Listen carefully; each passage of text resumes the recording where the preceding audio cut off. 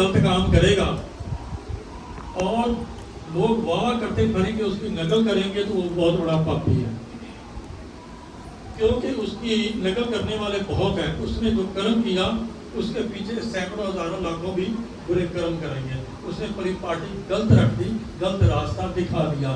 इसलिए मैं बहुत स्पष्टवादी हूँ, अंधविश्वासी क्या बोला, अंधविश्वासी मत बोलो, ये मस्तिष्क के दरवाजे खुले रखो। ये मत कहो कि गुरु ने जो कह दिया वो ही सत्य है, हो सकता है गुरु ही गलत हो। इसलिए अंधविश्वास सबसे बुरी बात है। जो चीज़ स्पष्ट है, जो वाणी स्पष्ट है, और उसको जिस भी तराजू में तोलो आपको समझ आएगी कि गुरु सही कहता है। तो कबीर जी इस मामले में बहुत स्पष्ट थे। बोल दो, दुनिया 2 दिन का है मेला, जिसको समझ पड़े अलबेला। दुनिया 2 दिन का है मेला, जिसको समझ पड़े अलबेला। जैसी करनी वैसी भरनी, जैसी करनी वैसी भरनी। गुरु हो या चेला, गुरु हो या चेला। देखिए कलयुग है, कलयुग में ड्रामे बहुत होते हैं और साइंस के आविष्कार भी बहुत हैं। लोगों को भ्रमित करने के बहुत तौर तरीके हैं, और गलत बंदा, गलत व्यक्ति गुरु बन के अगर सांप को धोखा देके हजारों लाखों शिष्य बना के उसको गलत रास्ते पर चलाए तो परमात्मा की नज़र में वो बहुत बड़ा द्रोही है। क्योंकि जो उसको कुर्सी दी गई, जो उसको पदवी दी गई, वो दुरुपयोग करता है। तो गुरु जो है उसके लिए जरूरी है कि he should maintain the dignity of the status. आपको जो स्टेटस भगवान ने बख्शा है, जो आपको तौर तरीका दिया है परमात्मा ने, उस पर ठीक ढंग से उस पर चले और सही रास्ता दिखाए। हम बहुत देखो सारा कुछ आपने बहुत भजन कीर्तन किया, this is not the end. मैं कहता हूँ मैं भक्ति कर लूँ, काम हो गया। मैं कहता हूँ मैं किसी भी रूप में परमात्मा की भक्ति कर लूँ, पूजा करूँ, राम कृष्ण हनुमान जी की, शिव जी की, किसी भी भक्ति कर लूँ और मेरा काम हो गया, ऐसे होने का मैं कहता हूँ बिल्कुल नहीं होगा, बिल्कुल नहीं होगा। क्योंकि आपने आंखें तो खोली नहीं होगी। आपने अपना जो बुरे कर्म किए हैं, उस बुरे कर्मों का जो आपके अंदर बोझा है, उसको हल्का करने के लिए आप भक्ति करें। और देखिए जमाना बड़ा अजीब सा है, जो जितना ज्यादा पापी होगा वो अपने आप को ज्यादा धार्मिक शो करेगा। पापी लोग, मैं पूरी तरह खुल के नहीं बात करूंगा, हफ्ते हफ्ते भागेंगे, मैं वहाँ माथा टेका हूँ, मैं वहाँ माथा टेका हूँ, और वहाँ बहुत ज़्यादा पूजा भी करेंगे। और ये भी देखा है तो गड़बड़ करते भी जाते हैं और उनका बोझा, उनका पाप उन्हें डराता है। और वो जितना ज़्यादा पाप करेगा उतना दान पुण्य भी करेगा। देखो जी, मंदिर जाके मत्था टेक लो, शायद मैनू आशीर्वाद मिल जाए, उसी डर से काम करो। तो ये एक नियम है, भक्ति करने का एक नियम है जो किसी ने सीखा नहीं है। भक्ति करो, किसने करनी है? करनी है, कितना करनी है?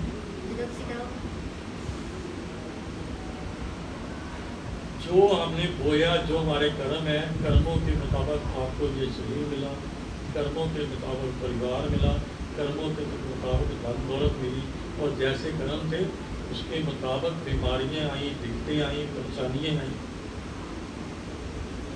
और जिनसे लेना देना था वो आपके परिवार के सदस्य हैं।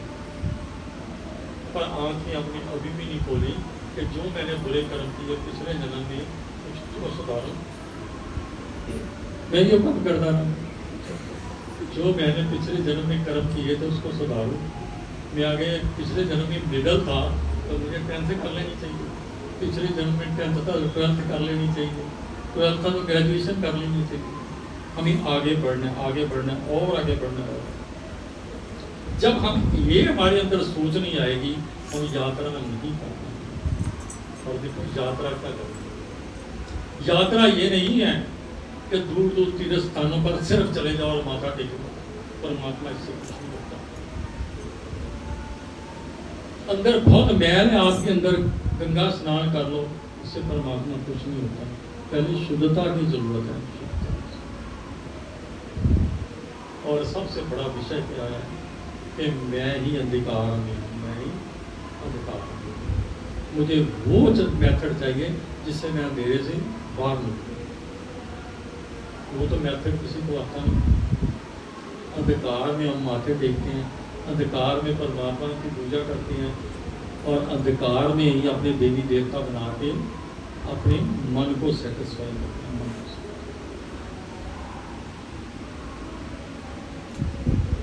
तो पहला लेसन क्या है? कर्म अच्छे करने। स्वाद वेख लेता पिछले जन्मा का कर्मा का, उसके मुताबिक किसी को दुख ज्यादा मिल रहे हैं, किसी को कम मिल रहे हैं। किसी घर के सदस्य दुख देने वाले हैं, किसी के कम दुख देने वाले हैं, किसके सुखी देने वाले हैं, क्योंकि ऐसा हमने किया। जो किया उसका फल हमें भोगना ही पड़ेगा। कुछ समझ आई कि नहीं है? कोई ऐसे नहीं था आपने चाहा तो सारे आगे आपको तंग करने के लिए, ऐसे नहीं था। आपने सोचा था कि मैंने शादी की, मेरा हस्बैंड भी अच्छा होगा, वाइफ भी अच्छी होगी, बच्चे भी अच्छे होंगे, पर ऐसा नहीं है। गड़बड़ घोटाला बीच में चलता है, दुख सुख चलते हैं, परेशानियां चलती हैं, दिक्कतें चलती हैं। एक तो ये बात। दूसरी बात, क्यों जन्म क्यों करता है? देखो सांस का क्या भरोसा, सांस आए ना जाए, आए ना है।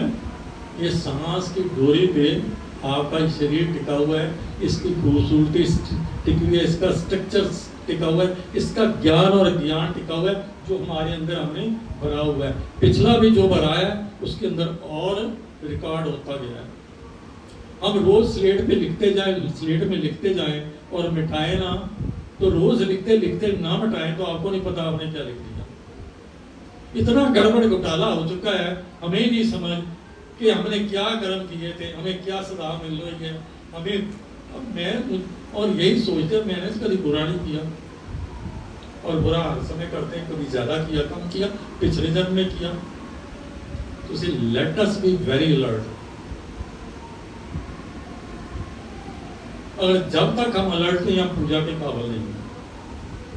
हम भक्ति करने जाते हैं, पूजा करने जाते हैं, देवी देवताओं की पूजा करने जाते हैं, घर में नहा के जाओ, साफ शुद्ध कपड़े पहन के जाओ।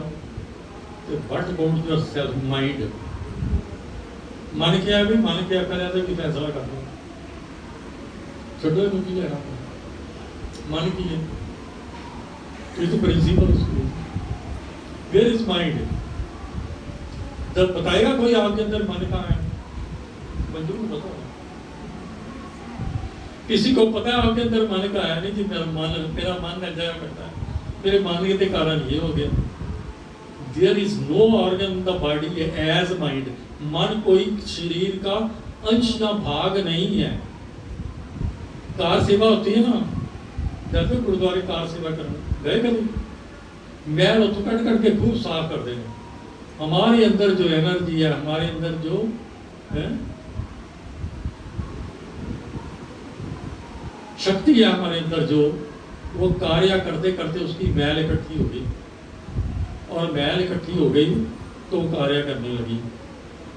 आजकल लोग मोबाइल बहुत चलाते हैं ना, वायरस आ जाए मोबाइल में, लैपटॉप पे या कंप्यूटर में बैठे होते हैं, सारा कुछ बिगड़ गया। तो माइंड ने सब कुछ बिगाड़ दिया। जो जो हमने देखा जन्म लेने के बाद, माँ बाप ने जो सिखाया सीख लिया, भाई बहनों ने सिखाया सीख लिया, आंटी गुआंढियों ने सिखाया सीख लिया, नौकरी में व्यापार में गए तो सीखा, अंदर भाग लिया। जो बढ़ते गए उसका कॉम्प्लेक्स बन के एक कीड़ा इकट्ठा हो गया।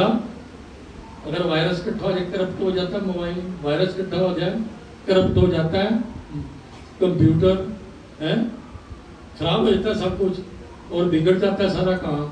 और वायरस आपके अंदर आ जाए, बहुत बड़ा आया था ना वायरस, कोरोना आया और दोबारा फिर आ गया, टीके लगे, कितना कुछ।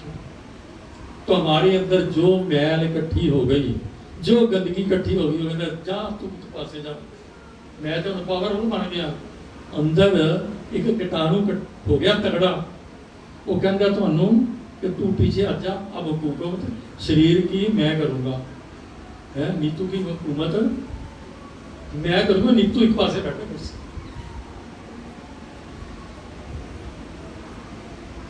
तो आपके अंदर जो कार्य कर रहे हैं मन हावी हुआ, तो मन को कैसे मिटाया जाए?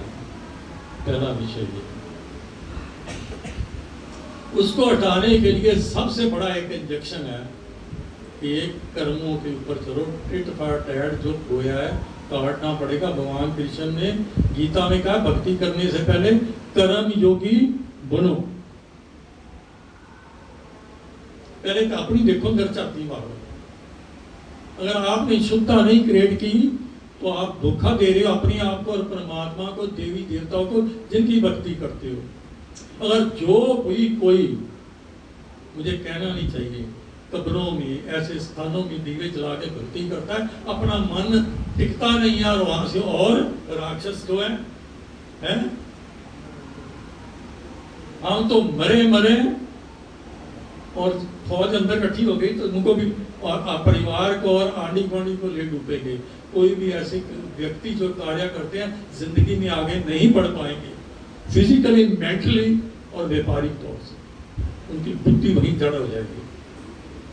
आपको चिंतन शक्ति मिली है परमात्मा से, आपको तोहफा मिला है परमात्मा से, उस तोहफे को संभालो और उसके द्वारा अच्छे कर्म करो। पहला भक्ति का नियम है, अपने आप को शुद्ध करो, साफ करो, अच्छे कर्म करो, और उसके एक नियम है, बाद में प्रार्थना के आपको बताए जाएंगे। पहला नियम है परमात्मा की भक्ति करनी है तो मन कर्म वचन से अपने आप को शुद्ध करो। जितनी देर आप शुद्ध नहीं, ये सब बोलते कुछ ना बोल, तो आप ऊपर से धोखा दे रहे। अगर आप कर्म योगी बन के अपने आप को शुद्ध कर लिया तो भक्ति कोई भी करो, पर करो शुद्ध और पवित्र करो।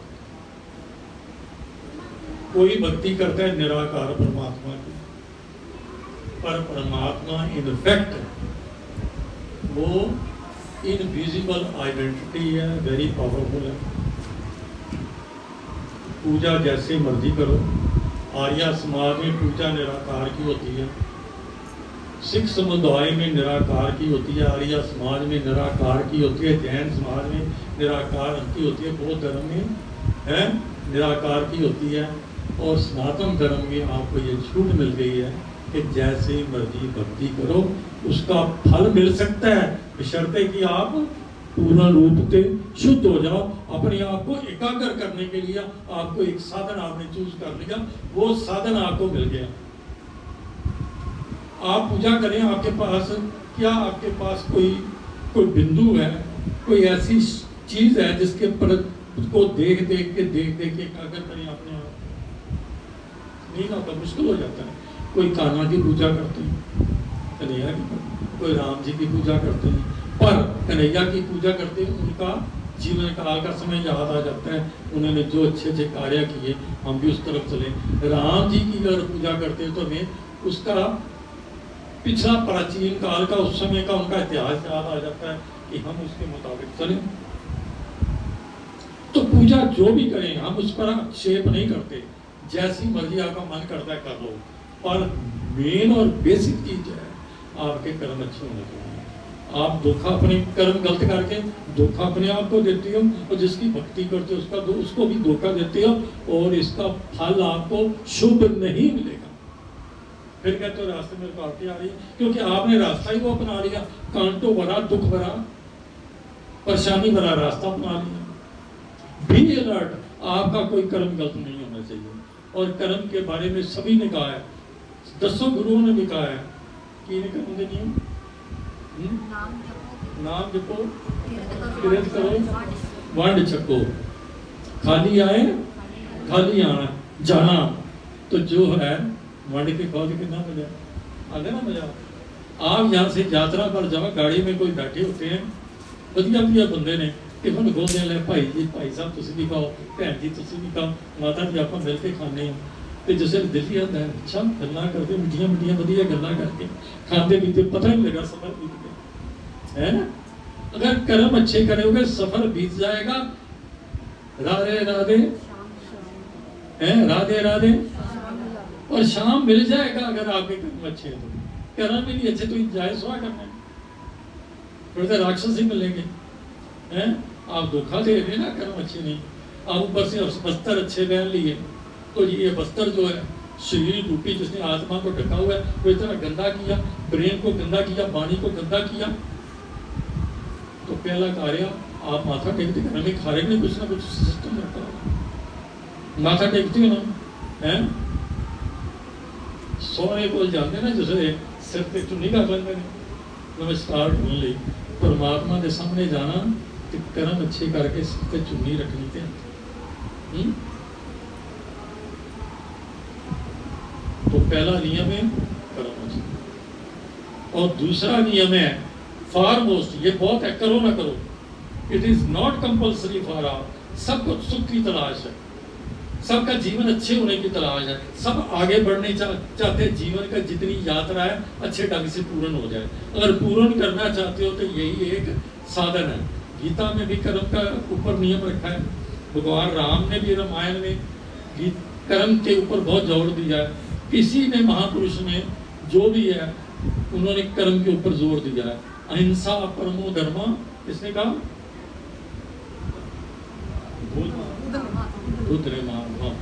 मन वचन कर्म से हिंसा नहीं करनी चाहिए, किसी का दिल नहीं दुखाना चाहिए, हत्या नहीं करनी चाहिए, किसी को गाली नहीं देनी चाहिए, सबसे प्रेम करना चाहिए।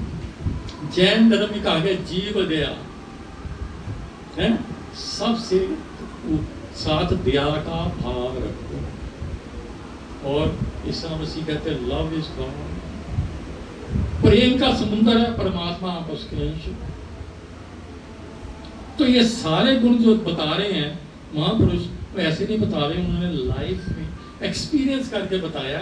कहा जब तक इससे नहीं बनेंगे आप भक्ति के काबिल ही नहीं, आपका जीवन आगे नहीं बढ़ सकता, आप परमात्मा का आशीर्वाद नहीं मिल सकता। अगर हम कर्म अच्छे करेंगे आशीर्वाद होने का हम आगे बढ़ेंगे। ऐसी गल समझ आ गई? किसी ने पूछना ना धोखा आप टीचर को दे सकते, ना माँ बाप को। माँ बाप के दुखी हो गए कि कर्म अच्छे नहीं कि मुंडा जो तकलीफ के विच है, ममता है, इंस्टिंक्ट है, पर हम जब कर्म करे बुरे करता था उसके काम नहीं कीजिए, उसको डांटा नहीं, फटकारा नहीं। क्यों नहीं फटकारा? इसलिए कि हम भी गलत थे। गलत व्यक्ति जो है दूसरे गलत को कैसे कहे कि तुम गलत हो? किसी जमाने में बच्चा जन्म लेता था, उसके ऊपर चांदी या सोने की सिलाई से ओम लिखते थे, हैं? ਹੁਣ ਕਹਿੰਦੇ ਨੇ ਮੁੰਡਾ ਸ਼ੇਰ ਹੋਵੇ ਤੇ ਬਰਾਂਡੀ ਦੀਆਂ 2-4 ਬੂੰਦਾਂ ਪਾ ਕੇ ਪਿਆਰੇ ਹੋ। ਪੰਜਾਬ में रिवाज है कई जगह पे, कहते जिससे बुढ़ा सीखना हो बोलना सीखे तो बड़ी जी गंदी तगड़ी गाली उसको पहली करिए शेर पुत्र बनाना है। क्यों इतने लड़ाई का मैदान है, सिर कटने ने किसी ने। अरे परिवार चलना तो प्रेम से चलना है ना, समझ क्या? तो हमें सीखा क्या?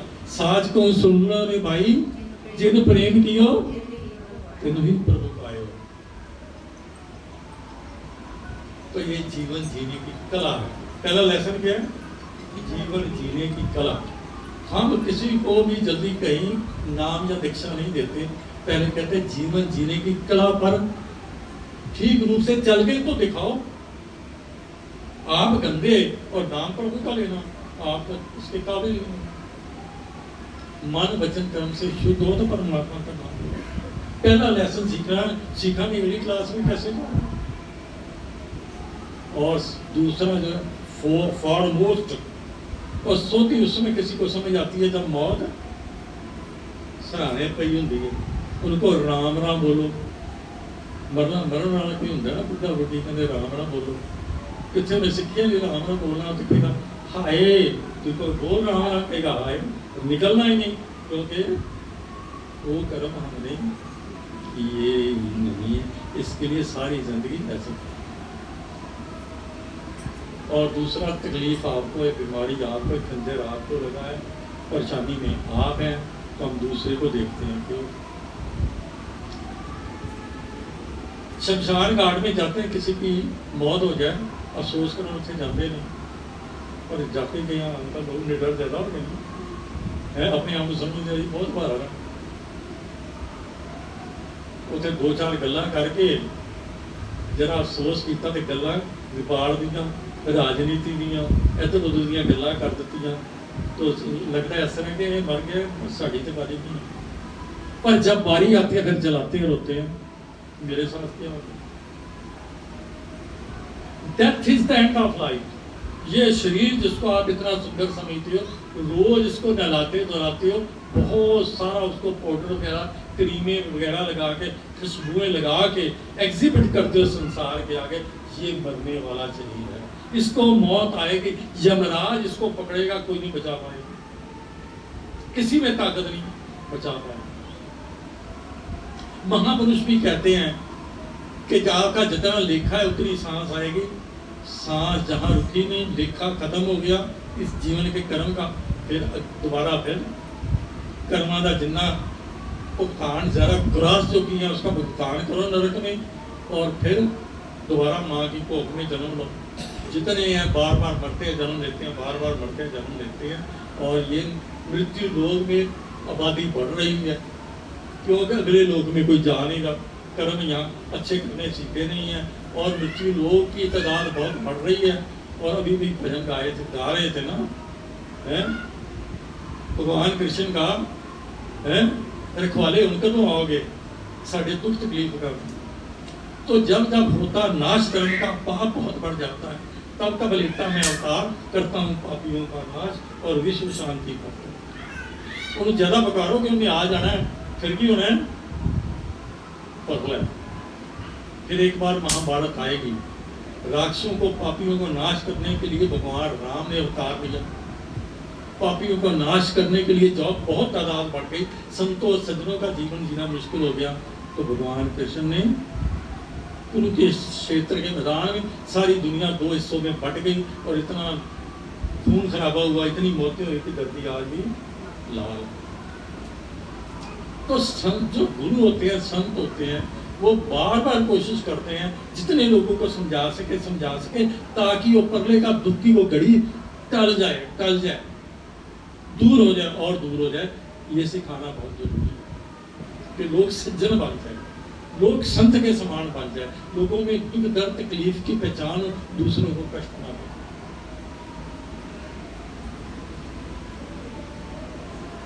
और लड़ाई के मैदान में जाते हैं लोग, उनकी भी ड्यूटी है कि पापियों को नाश करने के, सुरक्षा करने के लिए अपनी कंट्री की, तो वहाँ उनको थोड़ा रिवाज है करने में कि जो फौजी मैदान में आगे फ्रंट में जाते हैं ना, उनको डबल डोज की रामन देते हैं साथ में, कहते हैं इसे गोली चलानी है पहले, है तेरा पैक पी के, ताकि सामने नजर ना आए, गोली मारनी है तो दुश्मन को तकलीफ ना हो, अंदर दिल नू मन नू खा करके मार दो। तो वहाँ क्या है कि एक व्यक्ति मिला फौजी, अपनी बीती सुना रहा था कि गोली चली, दुश्मन की गोली लगी तो लगी मेरे को, तो मैं कौन नहीं जाते पूछता गोली तेनू लगी है, गोली तुझे लगी है, आज यही हाल है कि अफसोस करने जाते हैं लोगों के घरों में कि कोई मर गया, पर अपने अंदर दर्द तकलीफ नहीं कि मैंने क्या तैयारी रखी। और वहाँ शमशान घाट में जाते करते गोली तो इन्होंने लग गई, सानू नहीं लगनी, पर ये नहीं पता यमराज तेरे सिर पे भी कर। तो क्या लेसन सीखा उन्होंने?